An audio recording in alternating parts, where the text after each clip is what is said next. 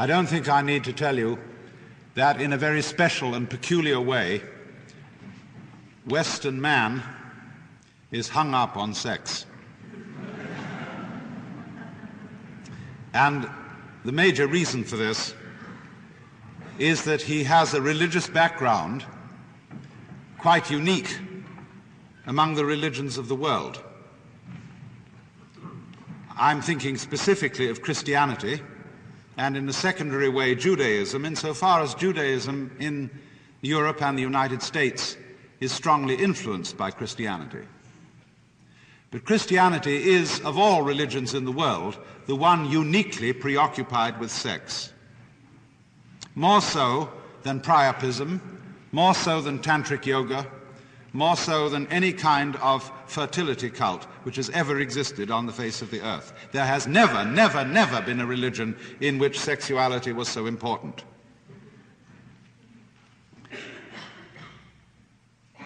And there are certain very simple standards by which this can be judged. In popular speech, when you say of a given person that he or she is living in sin, you know very well that you do not mean that they are engaged in a business to defraud the public by the sale of badly made bread or anything of that kind. You know that they're not setting up a check forgery business. No. People who are living in sin are people who have an irregular sexual partnership. In the same way, when you say something is immoral, it pretty much means that it's something sexually irregular. I remember when I was a boy in school, we used to have a preacher. He came to us every year, the same man, once a year, and he always talked on the subject of drink, gambling, and immorality. I remember the way he rolled it round his tongue, and it was very clear what immorality was. And also, I might point out that, present company accepted, the Unitarian Church being somewhat unusual, most churches in America and in England and in other parts of the Western world are, frankly, sexual regulation societies. They occasionally get excited about other moral issues, but really not very much. In other words, when you ask, what can people get kicked out of church for? Let's supposing you consider important ministers, bishops, priests, and so on.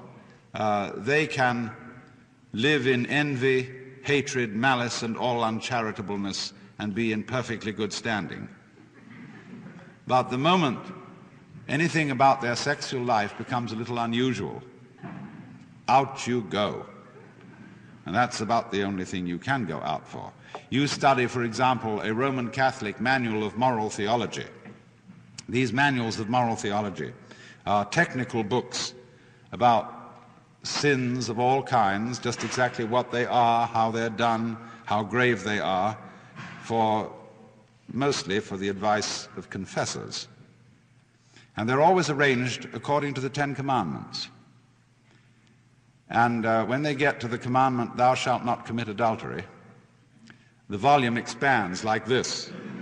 In fact, it occupies 2/3 of the whole book, all the details.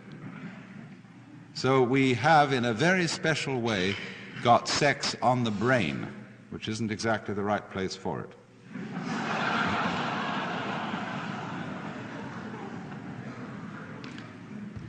Now, this needs going into because it is not as simple as it looks. There are really two roots of the whole problem. One of them is the problem of why sexual pleasure of all pleasures, as a kind of really supreme pleasure, is singled out for religious people to be particularly afraid of. This is not only true in Christianity. I say Christianity emphasizes it in a certain way, but in Asian religions also. especially in India, there is a prevailing view that if you want to attain real heights of spirituality, the one thing you must give up is sexuality, in the ordinary sense of genital sexual relationships with man or woman, as the case may be. And this reflects in part, you see, an attitude to the physical world, because it is, after all, through sexuality that we have, along with eating, our most fundamental relationship to materiality, to nature, to the physical universe. And it is the point at which we can become most attached to the body, to the physical organism, to material life. That's one reason why it's problematic. The other reason why it's problematic is more subtle. And that is that sexuality is something which you cannot get rid of. Do what you may, life is sexual, in the sense, for example, that you are either male or female. There are various other gradations, but basically they are forms of maleness and femaleness, and also that every one of you is the result of sexual intercourse. And this feature of life can be looked at in one of two ways. You can say, on the one hand, that all man's higher ideals, his spirituality and so forth, is simply repressed sexuality. Or on the other hand, you can say that human sexuality is a manifestation, a particular form or expression of what is spiritual, metaphysical, divine, or whatever you want to call it. I hold to the latter view. I don't think that religion is repressed sexuality. I think, however, that sexuality is just one of the many forms in which whatever all this is expresses itself. But you see, if this thing is something you cannot get rid of, and if you realize that indeed a way of life in which sexuality is in some way put down or repressed is nonetheless an expression of sexuality, then we come to a view of a religion in which sex is a very special taboo, which is rather unusual. It's normally said, you see, yes, Christianity is a religion in which sex is taboo, and there's simply no getting around it. I know up-to-date ministers today think sex is all right. It's perfectly okay if you're married and you've got a mature relationship with a woman. It's all right. And they kind of damn it with faint praise. But if you read anything of Christian writings prior, shall we say, to 1850, to set a date rather arbitrarily, you will find that it's not all right. Not at all. It's tolerated between married couples and strictly for the procreation of children. But on the whole, to do without it is best. As St. Paul put it, it's better to marry than to burn with the fire of lust and ultimately to burn in hell. But always, consistently, there is simply no getting away from it. In all the writings of the Church Fathers, from St. Paul himself right through to St. Ignatius Loyola, or any of the great relatively modern leaders of Catholic spirituality, or you can look at Calvin, you can look at great Protestants, John Knox. On the whole, sex is sin and sex is dirt. And you can say very simply that this is all bad and something very wrong, but I want to point out that there is another side to all this. There is no way of making a hedge grow like pruning it. There is no way of making sex interesting like repressing it. And as a result of all these centuries of sexual repression and associating it with dirt, the West has developed a peculiar form of eroticism.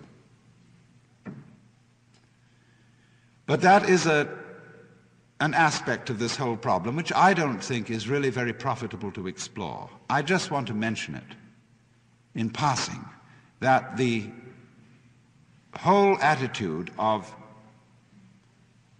anti-sexuality in the Christian tradition is not as anti as it looks. It is simply a method of making sex prurient and exciting in a kind of dirty way. And I suppose is to be recommended for people who are not feeling very frisky and need to be pepped up. The other side of the problem is much more interesting. That is to say, the first thing I mentioned, why it is that there has been a problem for human beings about pleasure. And we'll take sexual activity as a supreme pleasure, as a supreme involvement of oneself with the body and with the physical world. Why should there be a problem here? Well, the point is simply, isn't it, that the physical world is transient, it's impermanent, it falls apart. And bodies that were once strong, smooth, and lovely in youth begin to wither and become corrupt and turn at last into skeletons. And if you cling on to one of those and it suddenly turns into a skeleton in your hand, as it will if you speed up your sense of time a little, you feel cheated. And there has been for centuries a lament about this, that life is so short, that all the beauties of this world fall apart. And therefore, if you are wise, you don't set your heart on mortal beauty, but you set your heart on spiritual values that are imperishable. Even that supposed tippler and rake, Omar Khayyam, says that the worldly hope men set their hearts upon turns ashes or it prospers, and anon like snow upon the desert's dusty face, lighting a little hour or two is gone. And so don't bet on that horse. And read any kind of spiritual literature you want to. Christian, Buddhist, Hindu, Taoist. All of them seem to emphasize the importance of detachment from the body, from the physical world, so that you won't be engulfed in the stream of impermanence. The idea being, you see, that to the degree that you identify yourself with the body and with the pleasures of the body, to that degree you are simply going to be something that is sucked away in the course of transiency. So therefore, hold yourself aloof. As in, for example, the advice of many Hindus in the practice of yoga, you are advised to look upon all sensory experiences as something out there, which you simply witness. You yourself identify yourself with the eternal, spiritual, unchanging self, the witness of all that goes on, but who is no more involved in it than, say, the smoothness or the color of a mirror is affected by the things which it reflects. Keep your mind like a mirror, pure and clean, free from dust, free from flaws, free from stain, and just reflect everything that goes on, but don't be attached. You will find this all over the place. But it has always seemed to me that that attitude of essential detachment from the physical universe has underlying it a very serious problem. The problem being, why a physical universe at all in that case? If God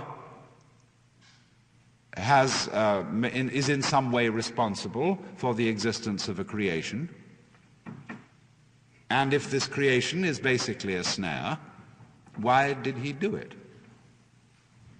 And of course, according to some theologies, the physical universe is looked upon as a mistake, as a fall from the divine state, as if something went wrong in the heavenly domain and causing spirits such as we are to fall from their high estate and to become involved with animal bodies. And so there is an ancient analogy of man which runs right through to the present time, that your relationship to your body is that of a rider to a horse. St. Francis called his body brother ass. That you are a rational soul in charge of an animal body. And therefore, if you belong to the old-fashioned school, you beat it into submission. As St. Paul said, I beat my body into submission. Or if you are a Freudian, you treat your horse not with a whip, but with lumps of sugar, kindly, but still it's your horse. Even in Freud, there is a very, very strong element of Puritanism. Read Philip Rief's book on Freud, The Mind of the Moralist, and how he shows that Freud basically thought that sex was degrading, but nevertheless something biologically unavoidable, something terribly necessary, which couldn't just be swept aside. It had to be dealt with. But there is, you see, that heritage of thinking of ourselves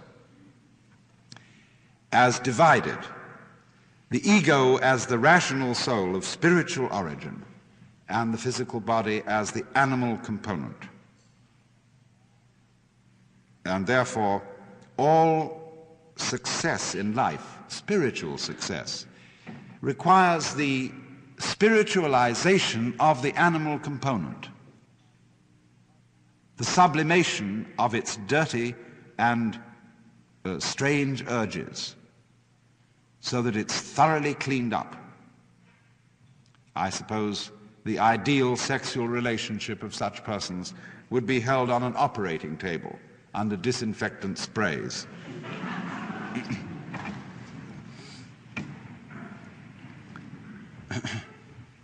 Now, it is of course true that the physical world, its beauty, and so on, is transient. We are all falling apart in some way or another, especially after you pass the peak of youth. But it's never struck me that that is something to gripe about. That the physical world is transient seems to me to be part of its splendor. I can imagine nothing more awful than, say, attaining to the age of 30 and suddenly being frozen in that age for always and always. You would become a kind of, we would all be a sort of animated waxworks. And you would discover, as a matter of fact, that people who had that physical permanence would feel like plastic. And that is, as a matter of fact, what is going to be done about us by technology in order to attain perpetual youth. All the parts of us that decay and fold up are going to be replaced by very skillfully manufactured plastic parts, so that in the end we will be entirely made of very, very sophisticated plastic. And everybody will feel like that. And everybody will be utterly bored with each other.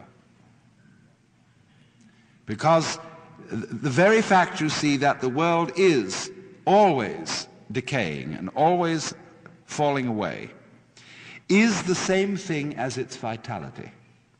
Vitality is change. Life is death. It is always falling apart.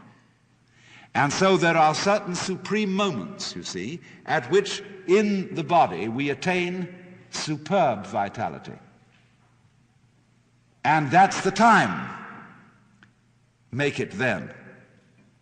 That's the moment, just like when an orchestra is playing, the conductor wants to get a certain group of, say, violins to come in at a certain moment, and he's conducting, and he's got to now make it. And they all have to do it right now, you see? Of course. That's the whole art of life. To do it at the right time, to do it in time, like you dance or you play in time. And so in the same way, when it comes to love, sexuality, or equally so in all the pleasures of gastronomy, timing is of the essence. And then it's happened and you've had it. But that's not something that one should look upon with regret. It only is something regrettable if you didn't know how to take it when it was timely. And this is really the essence of what I want to talk to you about. Because you see, to be detached from the world, in the sense that Buddhists and Taoists and Hindus will often talk about detachment, does not mean to be non-participative. You can have a sexual life very rich and very full, and yet all the time be detached. By that I don't mean that you just go through it mechanically and have your thoughts elsewhere. I mean a complete participation, but still detached. And the difference of the two attitudes is this. On the one hand, there is a way of being so anxious about physical pleasure, so afraid that you won't make it, that you grab it too hard, that you just have to have that thing. And if you do that, you destroy it completely. And therefore, after every attempt to get it, you feel disappointed. You feel empty, you feel something was lost. And therefore you want it again. You have to keep repeating, because you never really got there. And it's this that is the hang-up. This is what is meant by attachment to this world, in an evil sense. But on the other hand, pleasure in its fullness cannot be experienced when one is grasping it. I knew a little girl to whom someone gave a bunny rabbit. She was so delighted with the bunny rabbit and so afraid of losing it that taking it home in the car, she squeezed it to death with love. And lots of parents do that to their children, and lots of spouses do it to each other. They hold on too hard, and so take the life out of this transient, beautifully fragile thing that life is. To have it, to have life, and to have its pleasure, you must at the same time let go of it.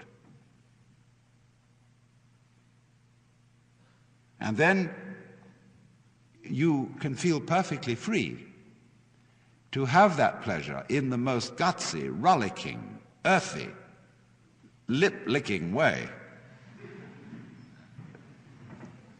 One's whole being taken over by a kind of undulative, convulsive ripple, which is like the very pulse of life itself. This can happen only if you let go. If you are willing to be abandoned. It's funny, that word, abandon. We speak of people who are dissolute as being abandoned, but we can also use abandon as the characteristic of a saint. A great spiritual book by a Jesuit father is called Abandonment to the Divine Providence. There are people like that who just aren't hung up. They are the poor in spirit. That is to say, they spiritually are poor in the sense they don't cling on to any property. They don't carry burdens around. They're free. Well, just that sort of spiritual poverty, that let-go-ness, is quite essential for the enjoyment of any kind of pleasure at all, and particularly sexual pleasure.